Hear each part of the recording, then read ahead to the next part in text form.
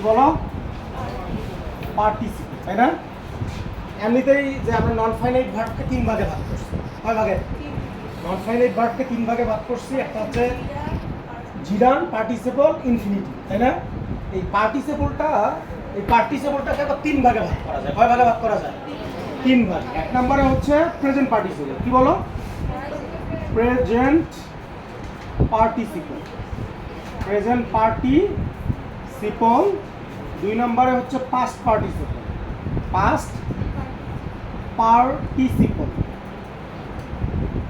Past participle. আর 3 নম্বরে হচ্ছে পারফেক্ট পার্টিসিপল। গুরুত্বপূর্ণ জিনিস দেখো, পারফেক্ট পার্টিসিপল। বুঝছো? তাহলে পার্টিসিপল কয় প্রকার?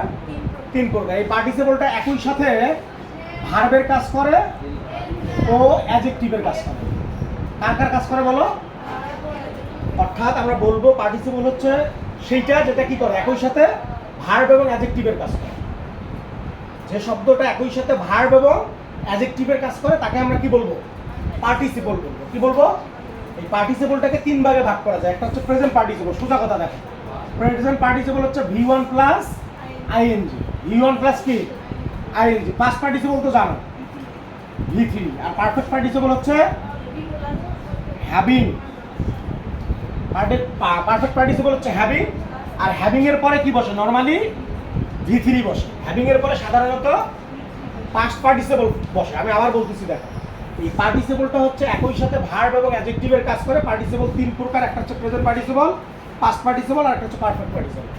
প্রেজেন্ট পার্টিসিপলটা হচ্ছে V1 plus ING, past participle হচ্ছে V3, আর পারফেক্ট পার্টিসিপল হচ্ছে হ্যাভিং প্লাস V3। এটা সাধারণত। এই হ্যাভিংটা কিভাবে আসলে দেখো, যে হ্যাভ, হ্যাজ এবং হ্যাড। হ্যাভ, হ্যাজ, হ্যাড, এদের সাথে যদি আমরা কি যোগ করি? আইএনজি যোগ করি।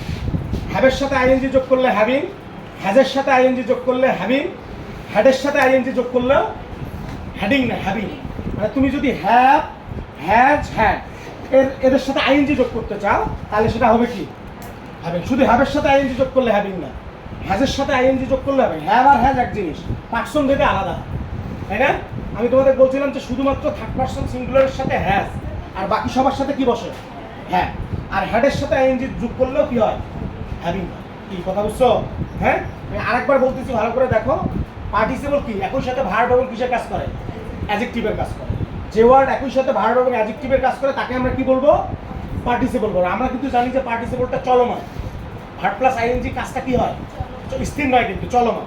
তাহলে প্রেজেন্ট পার্টিসিপল হচ্ছে V1 plus ING, past participle হচ্ছে V3। অর্থাৎ ভার্বের যে 3টা ফর্ম আছে, একটা হচ্ছে প্রেজেন্ট ফর্ম, পাস্ট ফর্ম, আর একটা হচ্ছে পাস্ট পার্টিসিপল। এই V3 মানে হচ্ছে পাস্ট পার্টিসিপল, তাই না? তাহলে এই V3টা কি? একই সাথে ভার্বের কাজ করে, আবার কিসের কাজ করে?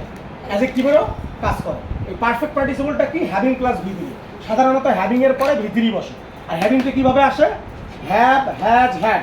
হ্যাভের সাথে আইএনজি বসালে হ্যাভিং, হ্যাজের সাথে আইএনজি বসালে হ্যাভিং, হ্যাডের সাথে আইএনজি বসালেও